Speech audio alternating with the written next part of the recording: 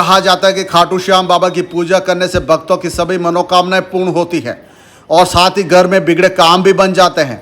बाबा श्याम सभी की मुरादें पूरी करते हैं और रंग को भी राजा बना देते हैं। राजस्थान के सीकर जिले में बाबा खाटू श्याम जी का भव्य मंदिर स्थित है। बाबा खाटू श्याम जी को कलयुग में श्री कृष्ण का अवतार माना जाता है।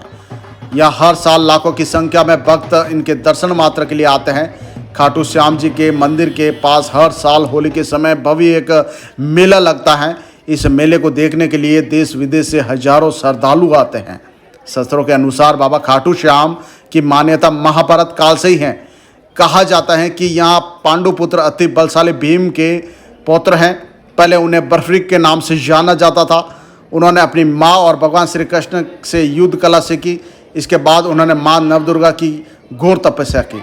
इनकी इस तपस्या से प्रसन्न होकर माता ने इन्हें 3 अभोग वरदान दिए और साथ ही अग्रदेव जी ने भी इनकी भक्ति से प्रसन्न होकर उन्हें एक धनुष प्रदान किया। इस दोनों दिव्य फल के कारण ये तीनों लोकों में विजय प्राप्त कर सकते थे।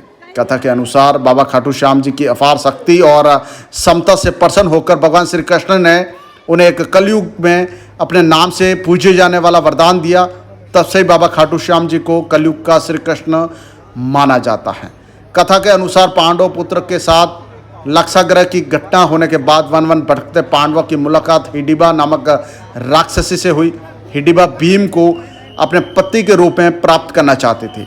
इसी कारण से माता कुंती की आज्ञा मानकर भीम और हिडिंबा का विवाह हुआ, जिससे उन दोनों को एक पुत्र प्राप्त हुआ जिसका नाम घटोत्कच। कुछ समय के पश्चात घटोत्कच का विवाह हुआ और उसे एक पुत्र प्राप्त हुआ जिसका नाम बर्फरीक था, जो अपने पिता से भी ज़्यादा शक्तिशाली और मायावी था। बर्फरीक देवी माँ का उपासक था। उन्होंने देवी माँ को प्रसन्न कर 3 दिव्य बाग प्राप्त किए, जो किसी भी लक्ष्य को भेद के आपस बर्फरीक के पास सुरक्षित आ जाते थे। कथा के अनुसार महाभारत के युद्ध के दौरान बर्फरीक युद्ध देखने और शामिल होने के इरादे से कुरुक्षेत्र की ओर प्रस्थान कर रहे थे। भगवान श्री कृष्ण जानते थे कि अगर बर्फरीक युद्ध में शामिल हुआ तो वह पांडवों के विरुद्ध होगा। इसी कारण से ही श्री कृष्ण बर्फरीक को रोकने के लिए एक गरीब ब्राह्मण के रूप में बर्फरीक के समक्ष खड़े हो गए और उनसे पूछा कि तुम कौन हो और युद्ध भूमि कुरुक्षेत्र क्यों जा रहे हो। जवाब में बर्फरीक ने बताया कि वह एक योद्धा है जो इस युद्ध में शामिल होना चाहता है। इसी कारण से ही मैं युद्ध भूमि जा रहा हूँ।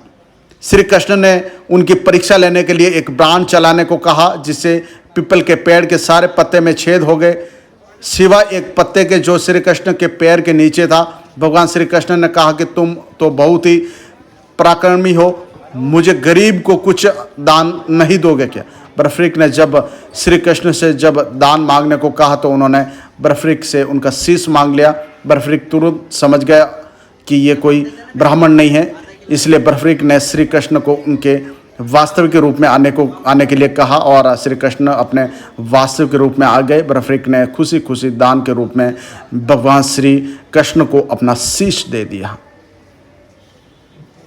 एक बार इस वीडियो को आप शेयर जरूर करें और इस चैनल को आप फॉलो जरूर करें और सब्सक्राइब जरूर करें। जय खाटू श्याम बाबा की।